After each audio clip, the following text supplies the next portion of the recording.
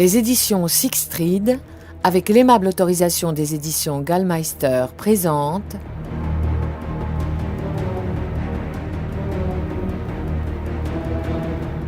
Goat Mountain de David Vann, interprété par Éric Herson-Macarel.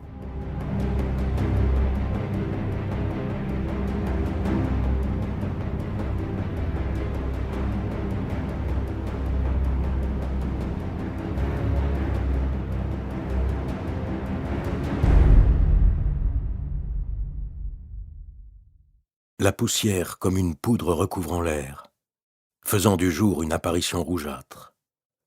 L'odeur de cette poussière et l'odeur de pain, l'odeur du sumac vénéneux. Le pick-up, une créature segmentée, sa tête tournant à l'opposé de son corps. Un virage serré et je faillis dégringoler par-dessus bord. Agenouillé sur un matelas attaché sur le plateau du pick-up, tout le matériel de camping en dessous. Nord de la Californie, 1978. Agrippé dans les virages et les embardées, le métal chaud, même en pleine matinée. Une route en lacets grimpant dans la montagne. J'avais une boîte à chaussures pleine de cailloux, et quand nous parcourions des lignes droites, j'attrapais un caillou et le jetais au passage sur un arbre. Le lancer et la courbe, le caillou projeté sur le côté, un vrombissement tournant et fendant l'air épais mais balayé par l'élan. Arraché à sa trajectoire, courbé en arc, balayé bien au-delà de son but. Je ressentais déjà l'arc, le préfigurais, visait bien loin derrière, assénant un coup de poing dans l'air chaque fois que le caillou mordait le bois. Le bruit sourd supplantant le grondement du moteur, peut-être la vision momentanée d'un morceau d'écorce arraché. Le ciel descendant plus près, la journée qui se réchauffait, l'air qui se doublait et se doublait encore, pressant le parfum de toute chose. Métal, gaz d'échappement, huile, poussière, chien-dent, pain, et, à présent, une longue étendue d'herbe jaune desséchée. Une vallée de pain à sucre. Une vallée qui annonçait l'entrée sur une nouvelle terre, loin du lac. Chaque automne, cette chasse. Chaque automne, ce retour. Nous nous arrêtâmes à la source chaude de Bartlett. Figés dans le crépuscule momentané de notre propre poussière, mon père n'attendant pas que l'air se dégage, ouvrant aussitôt sa portière pour descendre du véhicule, une ombre grande et mince, glissant sa carabine à l'épaule.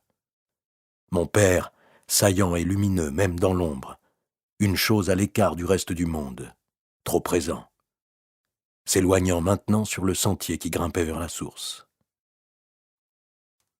De l'autre côté de l'habitacle, mon grand-père descendit à son tour en portant les citrons, puis le meilleur ami de mon père, Tom, qui s'était trouvé tassé au milieu, toujours là jusque dans mes plus lointains souvenirs, un membre de la famille. Portant des lunettes qui reflétèrent un éclat de lumière lorsqu'il leva la tête, même dans ce néant de poussière. « On est arrivé, dit-il. » Je sautai au bas du pick-up du côté de mon père. Je plongeai le bras dans l'habitacle, derrière la banquette, attrapai mon arme, une carabine à levier Winchester 30-30, équipée d'un œilleton, le métal froid, pas encore réchauffé par la journée. Sans bandoulière. Aussi la portai-je à la main lorsque je remontai vers la source. Comme je l'avais toujours fait, et comme je le ferai toujours, pensai-je en marchant avec l'arme basse dans la main droite, le canon dirigé vers le sol. L'inclinaison d'une aiguille, cette carabine. L'inclinaison de la planète elle-même, m'entraînant de l'avant. La source chaude de Bartlett, fermée depuis longtemps, des décennies plus tôt, condamnée, clôturée et abandonnée. Une relique d'un temps ancien. Le sentier y accédant par l'arrière, un chemin étroit à travers des rochers gris, embossés de lichens noirs, orange, vert et blanc, de petits trous, des engrenages et des rosaces pour prédire les avenirs et archiver le passé. Le monde estampé sur le monde, se répétant à l'infini. Des branches basses, mortes, se brisant contre nous, à l'affût des crotales. Mais le sentier assez court, et bientôt nous nous trouvâmes sur une sorte de terrasse. Un vieux gazon gagné par le chien-dent et l'herbe, du vieux ciment fissuré en morceaux distincts, de vastes espaces envahis. Un endroit enchanté pour moi, et seulement pour moi, car j'étais trop jeune pour me souvenir, et donc dans mon esprit cet endroit pouvait devenir bien davantage encore. Des femmes en chapeau de soleil, dentelles et jabots, des hommes en manteaux de multiples épaisseurs, montres et cannes, venus dans ce havre pour se baigner à la source et y boire. C'est ainsi que je l'imaginais. Et ma famille y prenait part à sa manière, plus ancienne, plus majestueuse. Il y aurait de la musique, un orchestre dans un pavillon, des lampions accrochés aux branches le soir. De vieux chênes ici, épais et rongés, mais créant un espace ouvert au centre. On aurait dansé. Mon grand-père s'assit lourdement contre un muret en ciment submergé de végétation et presque invisible. Un petit robinet couvert d'une couche minérale blanche. « Prêt à goûter ?» me demanda-t-il. Mes lèvres se pincèrent involontairement. L'eau aurait goût de soufre. « Ouais, dis-je. » Mon grand-père, énorme. Un large gonflement de ventre sous une chemise et une veste de chasse marron, arborant toujours cette veste, même dans la chaleur. Il avait apporté un verre, il coupa les citrons et pressa 2 quartiers sous mes yeux, ouvrit le robinet qu'il laissa couler, une rouille brune puis transparente. J'étais toujours le premier à goûter, et je me demandais si quelque chose avait pu changer depuis notre dernier passage, l'eau devenue toxique, et pas seulement d'un point de vue gustatif. « Le champagne Bartlett, dit mon père, un coin de ses lèvres recourbé en un sourire. Des joues tombantes, comme mon grand-père. Tous les 3 me regardaient, amusés, mais essayant de ne rien laisser paraître. Le verre rempli et étincelant dans la lumière, l'eau bougeant d'elle-même, les zestes de citron se dissolvant, son odeur dans l'air, le soufre des replis profonds de la terre. Je pris le verre, frais dans ma main, alors que je m'attendais à le sentir chaud, radioactif. J'en reniflai le dessus, toussai et le regrettai aussitôt quand les hommes ricanèrent doucement. Puis j'avalai tout d'une traite. Un paix de la terre. Un gaz retenu et concentré à travers des kilomètres d'écorce terrestre pourrissante et caverneuse. Leurs yeux humides de larmes à force de retenir leur rire, mais je le voyais très bien. « Allez-y, rigolez, dis-je. Je sais que ça vous fait rigoler. » Mon père, n'en pouvant plus, les yeux fermés, les lèvres retroussées, mais je voyais son torse et son ventre pris de convulsions sous son t-shirt blanc sale. Le couinement du rire que Tom retenait, le visage détourné. « Pardon, finit-il par dire, mais c'est juste ton expression. » Mon père leva la main à sa bouche. « Comme une grenouille qui essaierait d'avaler un cheval, dit Tom. » Et il leva le visage vers les cieux, sa lèvre inférieure étirée en une grimace. Mon grand-père perdit le contrôle et laissa échapper un renâclement, son ventre tressautant, tandis qu'il refermait le sac plastique des citrons. « Qu'est-ce que tu fais avec les citrons ?» demandai-je. « Vous devez encore y passer chacun votre tour ?» Mon père, les yeux fermés de toutes ses forces tant la situation était comique, et je compris que personne d'autre ne boirait. « Très bien, dis-je, et j'attrapai ma carabine avant de retourner au pick-up. Je grimpai sur le matelas et gardai mon arme avec moi, car à partir de cet instant, chaque cerf aperçu était une cible légitime, et je me sentais prêt à tirer sur n'importe quoi. J'entendais leur rire là-haut, mais ils s'arrêtèrent en s'approchant, grimpèrent en silence dans l'habitacle, et nous repartîmes. Le vent frais, car j'étais moite de sueur, mon t-shirt humide. Les paumes à plat sur le toit, la carabine coincée sous une jambe.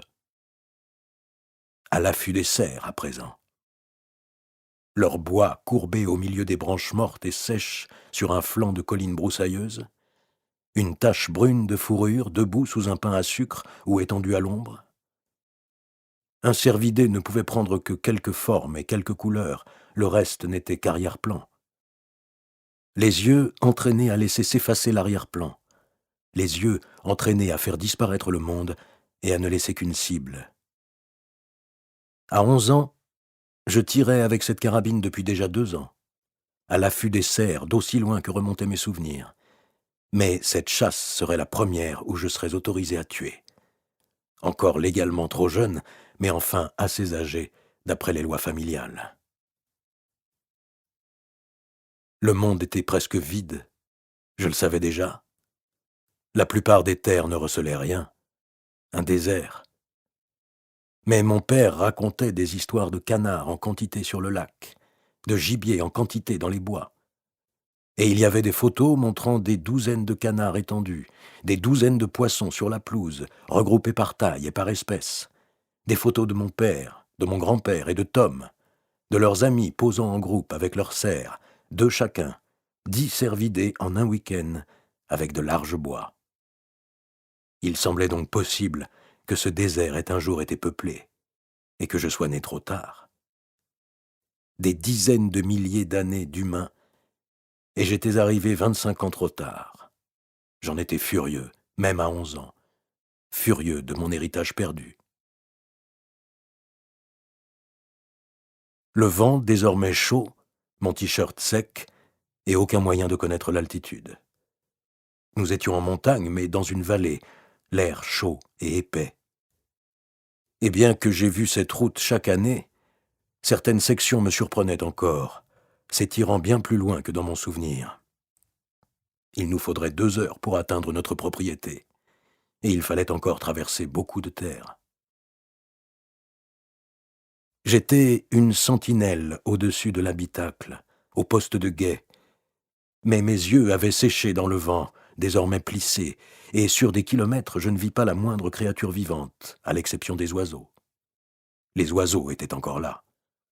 Pics flamboyants fondant au ras du sol, leurs larges ailes aux bandes blanches, jets bleus et jets buissonniers, audibles même par-dessus le bruit du moteur et des pneus.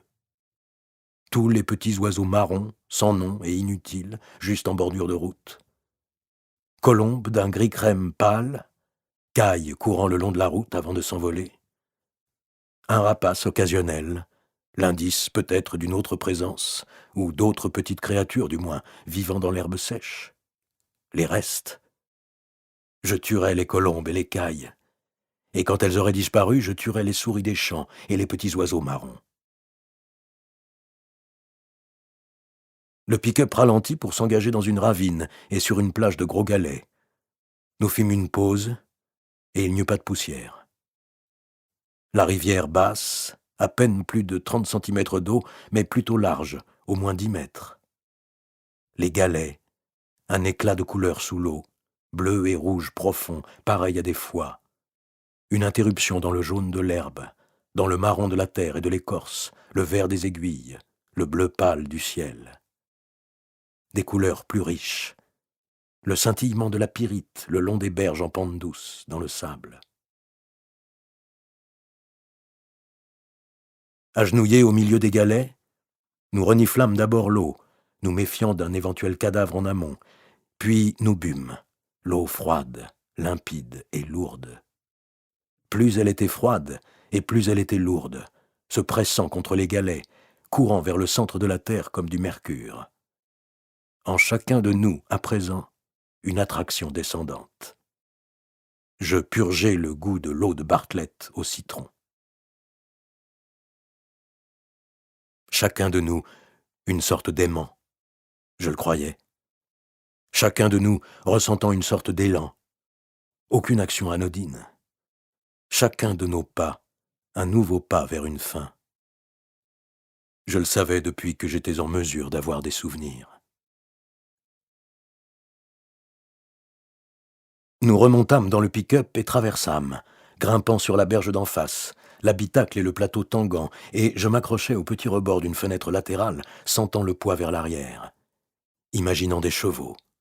Une époque où nous aurions traversé à cheval, penchés en avant sur nos selles, juste au-dessus d'une crinière, et j'éprouvais de l'amertume à n'avoir jamais connu cette époque. Le monde moderne, tout entier, une aberration.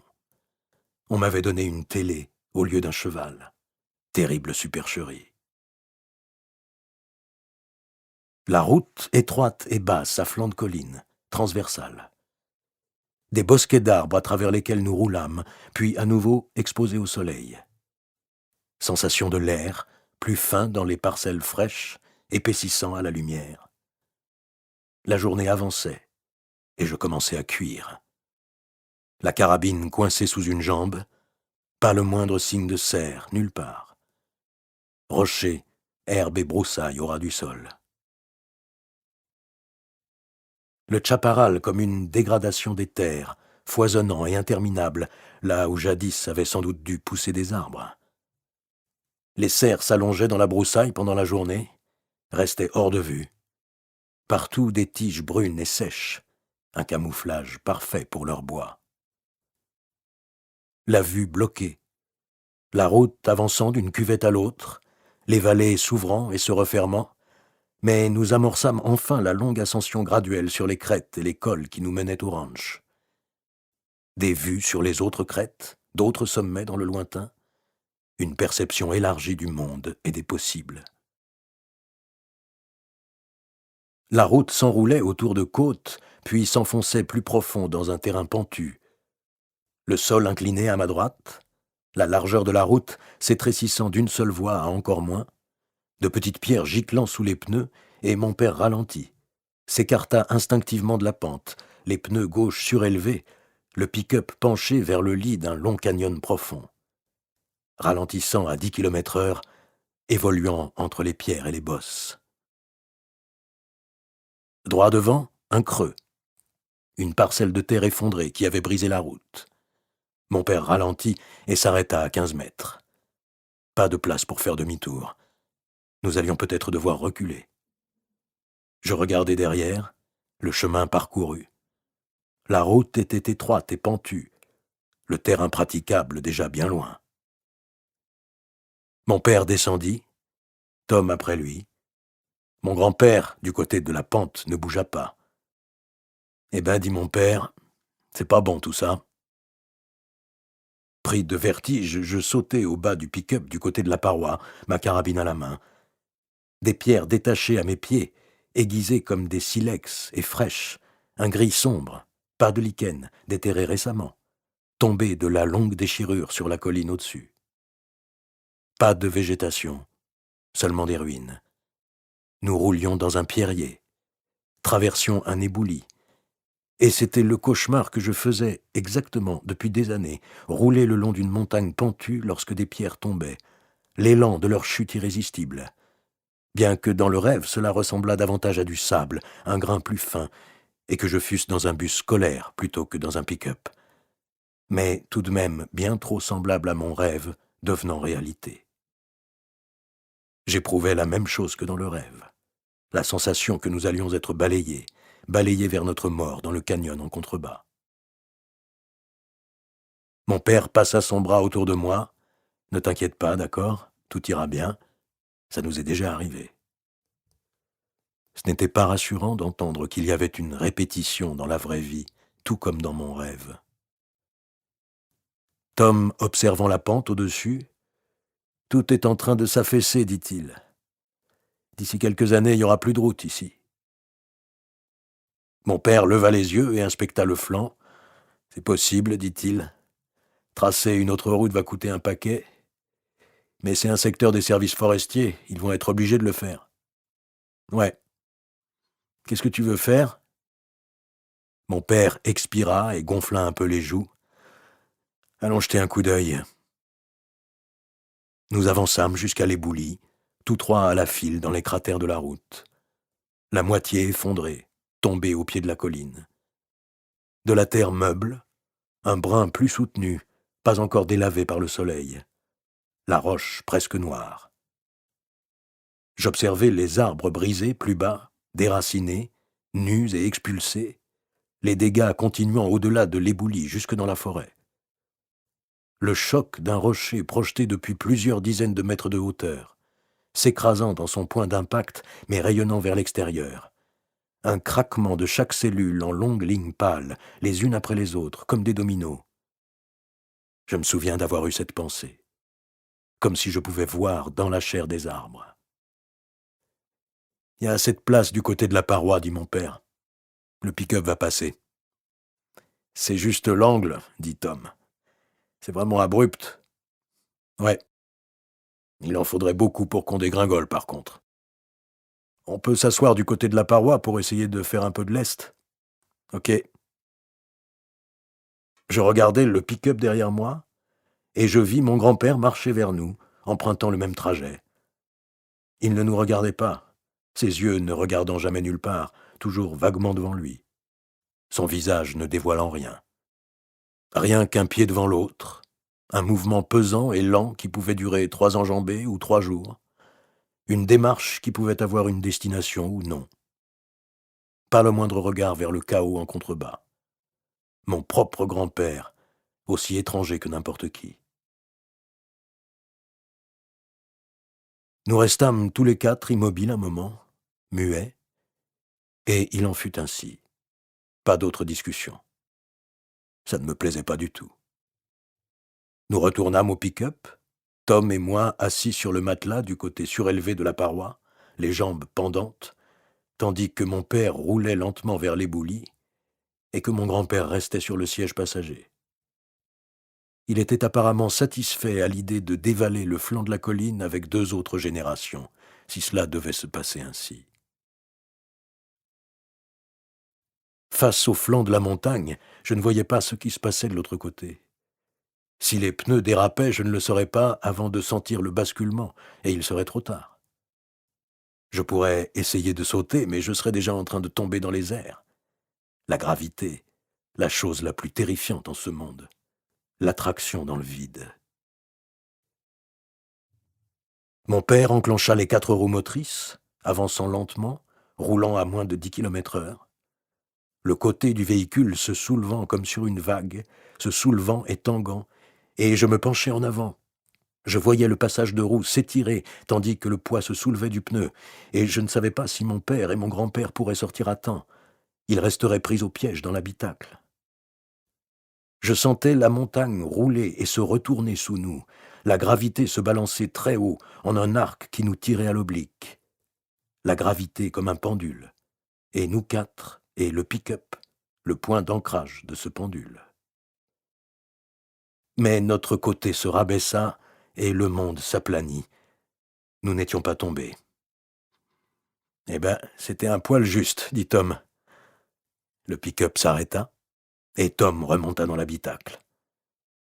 Nous serions obligés d'y repasser dans quelques jours, bien que la route pût avoir changé d'ici là. Les hommes dans l'habitacle, moi au guet, et nous étions hauts sur le flanc d'une montagne à présent, une pente courbe et dégagée, sans arbres. Rien que des massifs de buissons bas et des herbes sèches, toutes les autres crêtes trop lointaines pour y abattre un cerf. Aussi n'y avait-il rien à observer, à l'exception de la déformation de la colline à mesure qu'elle se révélait devant nous, attendre les bois se découpant sur le ciel, le bond rapide, la fuite. Une belle journée de soleil, de ciel bleu et de brise, et d'oiseaux. Et notre pick-up qui zigzaguait vers la barrière qui apparaîtrait à l'instant où nous repasserions dans la forêt. J'éprouvais l'excitation que je ressentais toujours à notre arrivée, car cet endroit n'était semblable à aucun autre. C'était là que nous retournions, que nous étions retournés depuis des générations. C'était ce que nous possédions, là où nous avions notre place, là qu'était conservée notre histoire, tous ceux qui étaient passés avant nous, et tout ce qui s'y était produit.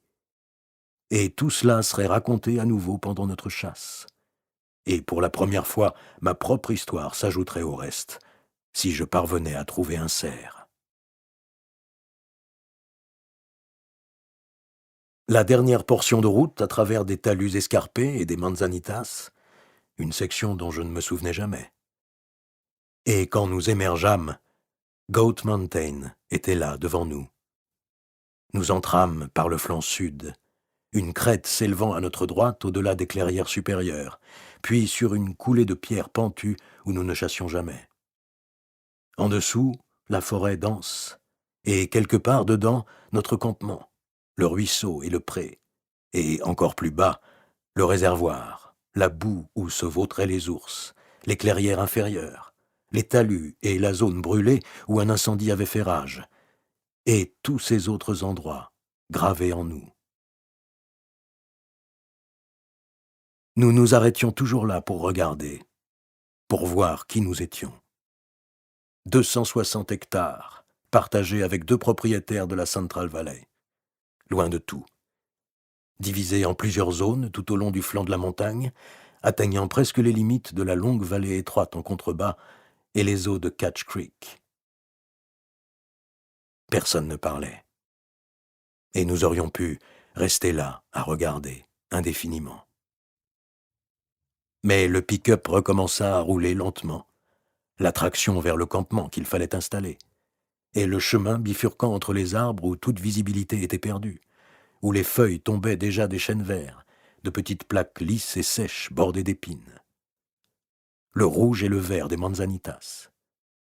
Un jet buissonnier au cri aigu, puis une explosion de cailles juste en bordure de route, leurs corps bruns maladroits se propulsant sur des trajectoires au ras du sol, vacillantes et indécises, vers un autre buisson, ou les arbres au-delà. J'étais entraîné à épauler un fusil et à tirer, désormais impatient de viser ces houppes sombres, tandis que les oiseaux déployaient leurs ailes pour atterrir. Chacun d'eux s'arrêtant un instant, mon œil figeant le moment où je viserais et appuierais sur la détente, un moment de perfection. Mais je n'avais jamais eu l'autorisation de tuer des oiseaux ici. Pas de détonation qui effraierait les cerfs. Et les cailles disparurent à nouveau dans un buisson. Le pick-up avança, et j'éprouvai un regret morne. Une part de moi-même n'aspirait qu'à tuer, constamment et indéfiniment. L'air à présent plus frais, la route entièrement ombragée, des motifs d'ombre sur la pente raide qui se déroulait à notre gauche, et nous arrivâmes enfin.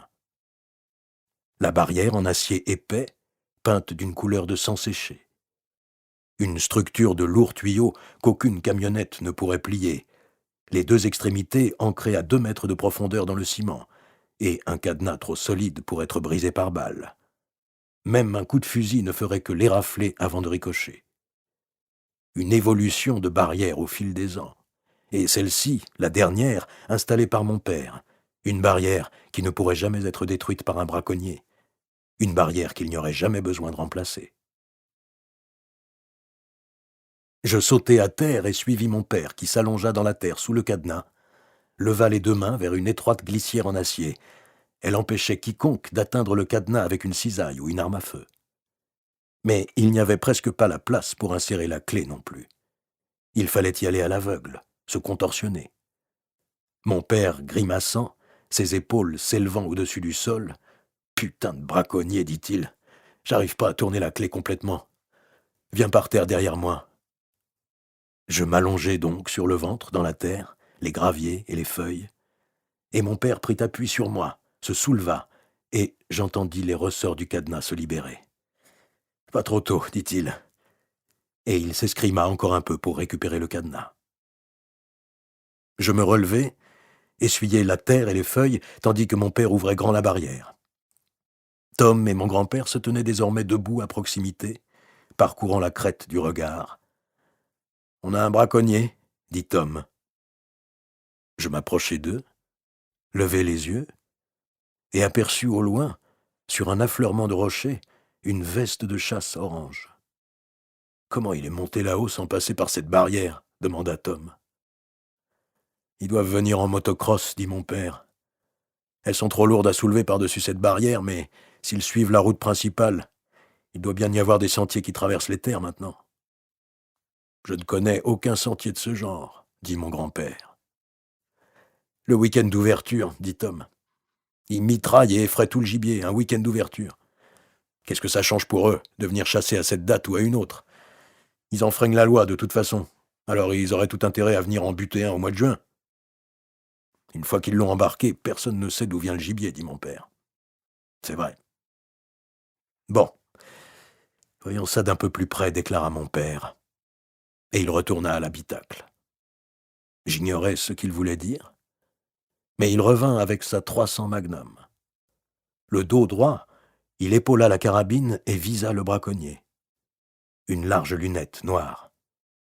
C'était une belle arme, un bois sombre et huilé. Une arme pour abattre des ours, trop puissante pour un cerf, Mais mon père l'utilisait quand même. Une part de lui-même rêvant de destruction. J'avais vu cette arme emporter la presque totalité d'une épaule de cerf lorsque la balle était ressortie de l'autre côté. « En voilà un joli, dit mon père. Il profite d'une journée ensoleillée pour admirer nos terres et notre gibier. Le roi du monde, là-haut, dit mon grand-père. Approche le pick-up, dit mon père. Tom y alla, desserra le frein à main et avança doucement jusqu'à l'endroit où nous nous tenions. Mon père visa encore, mais cette fois-ci il s'accouda au capot pour gagner en équilibre. Il actionna le levier et le ramena en place, une cartouche dans la chambre. Voyons voir s'il entend ça. Je veux qu'il regarde par ici et qu'il voie ce qui le tient en joue. Mais le braconnier ne bougea pas, ne regarda pas dans notre direction, d'après ce que je pouvais voir. Il était loin, sans doute à 200 mètres, aussi ne pouvais-je pas détailler son visage. Il semblait regarder en contrebas, vers la pente devant lui. Tom venait de sortir son arme et il avait à son tour le braconnier dans sa ligne de mire, à travers sa lunette. Je n'avais qu'un simple œilleton sur ma 30-30. « Viens jeter un coup d'œil, dit mon père, comme s'il avait lu dans mes pensées. » Je tins sa carabine, posai les coudes sur le capot du pick-up. L'odeur d'huile à fusil, si proche, comme ma 30-30. Mais en dehors de cela, rien en commun avec elle. Plus lourde et parfaite.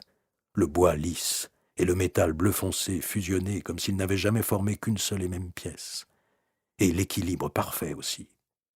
Lorsque je portais la crosse à mon épaule. Un objet destiné à exister, à devenir facilement une part de moi-même. La lunette, une illumination qui semblait n'avoir aucune source, une vue directe sur le monde, mon propre œil bien meilleur. La texture du rocher à 200 mètres, à plus de 2 terrains de football de là. Un rocher sombre, parsemé de grains, de bosses, de crevasses creusées par l'érosion. Une dalle large, et je la suivis vers la gauche, vers l'extrémité où le braconnier était assis, ses bottes pendant dans le vide, un fusil posé en travers de ses cuisses. Un jean et un t-shirt blanc dans le soleil, sa veste de chasse orange, une casquette orange, voulant être vu, là, à découvert, sur nos terres. Il avait de longs favoris châtain clair, son visage et son cou rosis par le soleil. Je fis descendre la croix du réticule de visée le long de son bras, glissant de son coude vers son épaule. Le braconnier parut le ressentir, une chose des plus mystérieuses. Il se tourna vers la gauche et regarda droit vers moi, dans la lunette, et il fit pivoter ses jambes jusqu'à me faire entièrement face. Il nous avait vus. Il avait vu quelque chose. La couleur du capot du pick-up, le reflet d'une lunette de fusil. Ses mains soulevèrent les jumelles accrochées autour de son cou, et il me regarda directement de ses larges yeux noirs. Ma main se resserra autour de la crosse. Je retins mon souffle, le réticule de visée flottant juste entre les deux lentilles. Prisonnier du temps, avec cet homme, prisonnier de cet instant figé. Une lente expiration, prudente, comme on me l'avait appris, et je serrai lentement la détente. Il n'y eut aucune pensée, j'en suis certain. Il n'y eut que ma nature, ce que je suis, au-delà de toute compréhension.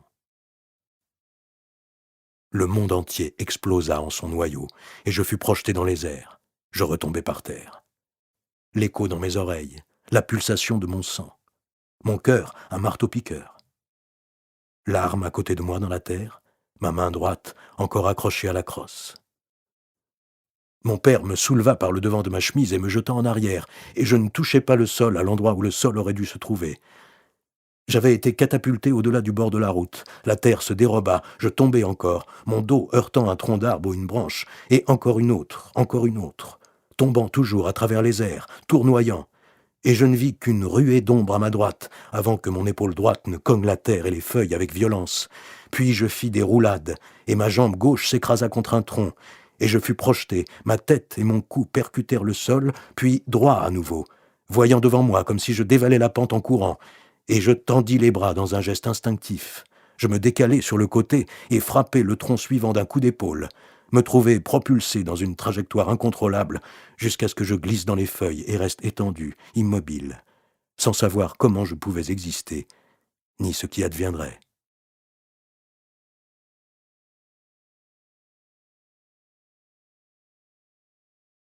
Il est rare que le monde soit vraiment nouveau. Rare aussi que nous nous trouvions en son centre, mais tout s'était réaligné en cet instant. Lorsque nous tuons, toute existence s'oriente vers nous. Caïn était le premier fils, le premier-né d'Adam et Ève. Caïn, c'est par lui que nous avons commencé, nous autres qui n'avons pas le droit de naître au paradis. Mon corps était douloureux, mais il me semblait n'être qu'endolori, rien de cassé. La terre sombre, les feuilles humides en décomposition, sèches en surface, mais j'avais bouleversé la surface. Ma tête était en contrebas de la pente, je fis pivoter mes jambes pour me retrouver assis, et tout paraissait fonctionner. Jambes, dos et bras. Mon épaule droite et mes jambes commotionnées, la nuque raide. Une forêt récente, des troncs très petits, rien d'ancien. C'est pourquoi je n'avais rien de cassé. Coup de veine, dis-je. La canopée formant une pente parallèle au-dessus, tout aussi raide. J'étais pris entre ces deux niveaux, le sol qui existait sous moi et la pente au-dessus. Le talus descendant, un endroit plongé en permanence dans l'ombre, le soleil rien qu'une rumeur de clarté au-delà. La puissance de cette carabine. Mes jambes pas assez prêtes. Elle m'avait soufflé à terre. Je ferais en sorte que cela n'arrive plus. C'est ainsi que je pensais. Le cerveau d'un enfant est une chose complètement différente. Ce qui m'échappe, c'est la façon dont le cerveau créait ce sentiment d'inéluctabilité, dont il liait avec fluidité chaque pensée et chaque mouvement, comme s'ils s'emboîtaient tous parfaitement. Je remontai la pente, raide et endolorie, mais encore fonctionnelle, escaladant entre les arbres, chacun d'eux formant une prise, chaque pression de mes chaussures laissant une cicatrice noire dans le flanc de la colline, une pente si raide qu'aucun pas n'adhérait. Et quand j'atteignis le bord, je découvris mon père et Tom pointant leurs carabines en direction de l'endroit où s'était trouvé le braconnier. Mon père accoudé au capot, Tom derrière la portière passager. Mon grand-père tenait sa carabine, lui aussi, debout à l'arrière du pick-up, et surveillait la route qui montait. « Qu'est-ce que vous faites » demandai-je. « On attend de voir si quelqu'un d'autre vient jeter un coup d'œil, » dit mon père. « Petit merdeux, » dit Tom. « Espèce de sale petit merdeux. » On l'aurait cru sur le point de pleurer. Il paraissait faible. Sans lunettes, sans jumelles, je ne voyais rien sur la crête. Tout était silencieux. Les insectes, rien d'autre. Pas d'oiseaux, pas de vent. L'air brûlant, même à l'ombre. Le t-shirt blanc de mon père trempé jusque dans son dos et ses flancs, collé à lui. Je vis ma carabine sur le siège conducteur. Je tendais le bras lorsque mon père claqua la portière d'un coup de pied. Je retirai ma main juste à temps. « Plus jamais tu ne toucheras une arme à feu, » dit mon père. « Ben si, je vais tuer mon premier cerf ce week-end. » Mon père fut rapide comme l'éclair. La crosse de sa 300 Magnum filant droit vers mon torse, mais je l'esquivai d'un bond en arrière. « Mais qu'est-ce que tu es » dit-il. « Il faut qu'on se tire d'ici, » dit Tom. « On fait une marche arrière, on trouve un endroit pour faire demi-tour et on va signaler ce qui vient de se passer. » « Il est peut-être encore en vie, » dit mon père. « Il faut qu'on aille vérifier. » « Il n'est plus en vie. »« Tu n'en sais rien. J'ai vu la balle le toucher. J'étais en train de le regarder dans ma lunette. Il n'est plus en vie. »« Eh ben, on doit aller là-haut. »« Non, on ne doit rien du tout, il faut partir. »« On ne part pas, » dit mon grand-père. Mon père et Tom le regardèrent, mais il n'ajouta rien. « Voilà ce qu'on va faire, » dit mon père. « On va rouler jusqu'au premier virage, hors de vue. On va verrouiller la barrière. Et après, on va voir. »« Je n'irai pas, » dit Tom. « Tu iras, dit mon père. On se serre les coudes. » Tom secoua la tête, marmonna dans sa barbe. Il baissa sa carabine et repartit à pied sur la route, mais au bout de 15 mètres, il s'assit simplement dans la terre. Mon père reprit le volant pour franchir la barrière qu'il alla refermer. Il s'allongea sur le sol pour atteindre le cadenas, les tendons de son cou creusant une tranchée dans sa gorge. Sa concentration totale, comme si l'unique tâche à réaliser dans ce monde était de fermer ce cadenas. Mon grand-père, assis dans l'habitacle, dans l'expectative, un être de chair sans pensée. Mon père le rejoignit, roula lentement sur un chemin qui se mua d'une terre sèche jaunâtre et d'épineuses plaquettes de chêne vert en un tapis d'aiguilles de pin. La route, plus ombragée, bordée de chaque côté d'un bosquet de pins, descendant vers un pli de la montagne où une rivière ne coulait qu'en hiver. La route d'un brun rougeâtre, jonchée d'une paille d'aiguille, le bruit des pneus étouffé. Je suivis, et quand je me retournai, je vis Tom qui m'emboîtait le pas. Une silhouette transformée en un seul instant, en cette unique pression de la détente. Épaules voûtées, tête baissée, carabine tenue d'une main molle, la silhouette d'un homme refusant d'être qui il était, où il était, une silhouette refusant le temps aussi, s'accrochant encore à la croyance que le cours du temps pouvait être inversé. Même du haut de mes 11 ans, je le méprisais, je le trouvais faible, mais j'étais une sorte de monstre, une personne pas encore devenue une personne, et il m'était donc possible de penser ainsi. Quelque part, au-dessus de nous, le braconnier, et j'avais hâte de voir. Je voulais que le temps s'accélère, mais chaque instant était lent, l'air lui-même stagnait. L'impact de mes chaussures étouffées sur cette route, la pente de chaque côté indéterminée, changeante, son axe impossible à évaluer, car un courant dans ma tête déferlait en un contre-axe. Le pick-up se faufila dans le virage à gauche, évoluant sur ce qui deviendrait une autre crête, la forme des terres naissant d'elle-même, et mon père s'arrêta, hors de vue de la barrière. Lui et mon grand-père descendirent de l'habitacle avec leurs carabines, et nous nous retrouvâmes dans le pli de la montagne, dans le lit asséché de la rivière. Pas de concertation ni de pause, rien que mon père avançant dans ce lit, le bruit de ses chaussures roulant sur les galets en dessous, et il était porté comme par un courant d'air ascendant, un courant censé monter et glisser le long des montagnes. Mon grand-père, bien plus lent, un balancement de cette masse à chaque début d'enjambée, un poids qui menaçait de tomber à tout moment dans n'importe quelle direction, aucun de ses pas fiable. Sa 308 retenue à l'épaule par une large bandoulière en cuir, sa main droite accrochée à cette bandoulière, sur laquelle il s'appuyait comme pour s'orienter et garder l'équilibre. Tom et moi montâmes devant lui, dans le lit de la rivière, puis sur un dénivelé abrité de pins et une maigre végétation en sous-bois. Une progression et une visibilité facile entre les arbres. Mais bientôt, plus aucun pin. Nous dûmes avancer à travers les broussailles. Tom soulevant sa carabine au-dessus de sa tête, tournant et pliant tout ce qui s'accrochait et déchirait. Ce bruit nous isolant. Mon père et mon grand-père disparus. Tom ouvrait la marche, assez grand pour maintenir ses épaules au-dessus de la végétation, mais les branches m'atteignaient au visage, si épaisses et si élastiques que j'avais du mal à me frayer un chemin. Je finis par avancer à 4 pattes en dessous, le menton rentré, le visage près de la terre, les yeux fermés pour éviter qu'ils soient griffés, les genoux repoussant la terre, un ciel d'épines.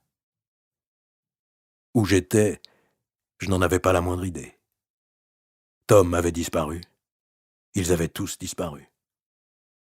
Le mouvement d'un lézard et d'un oiseau, des bruits secs de déplacement, repères du serpent, de la tique, de tous les insectes, et aucun sentier, aucune issue nulle part, et le soleil pesant. De petites feuilles mortes soudées en pointes acérées. Le poids du bruit dans cette chaleur. accroché au plus près de la peau de la montagne, pressé aussi plat que possible. Un être pouvait réapprendre à ramper. La montagne, une présence lourde qui pouvait nous éjecter à tout moment. Je me sentais encombrant, trop volumineux, pas assez bien attaché. Je commençais à avoir peur, et je voulais ma 30-30. Je voulais insérer une cartouche dans la chambre, prête à l'emploi. Je roulai sur le dos, retins ma respiration, tendis l'oreille à l'affût d'un mouvement. Au-dessus de moi, couche après couche d'épines. Un endroit où il serait impossible de se redresser. Les chênes verts, épais comme je n'en avais jamais vu. Je ne voulais pas bouger. Le moindre mouvement resserrerait tout autour de moi. J'étais pris au piège, mon cœur tressautant dans ma poitrine. Je fis la seule chose que je savais faire lorsque j'étais perdu. Je mis mes mains en coupe, les portai à mes lèvres et soufflai entre mes pouces. Un cri de hibou, un cri sourd qui porterait loin. Puis j'attendis. La réponse de mon père vint depuis les hauteurs à ma gauche. Plus loin en bas, mon grand-père. Chacun d'eux reconnaissable, chaque chant inimitable. Et enfin, Tom, non loin de mon père. Je roulai à nouveau sur le ventre, me hissai sur la pente. Je n'étais plus perdu. De faux bruits de crécelles, des insectes émettant des crissements de serpents à sonnette, explosions d'oiseaux, les mouvements saccadés des lézards dans les feuilles. Je scrutais partout sans relâche, en quête d'une silhouette de serpent, sur la terre, plus haut et de chaque côté. Nous espérons que vous avez apprécié cet aperçu. Pour continuer à écouter ce livre audio sur Google Play Livres, utilisez le lien dans la description de la vidéo.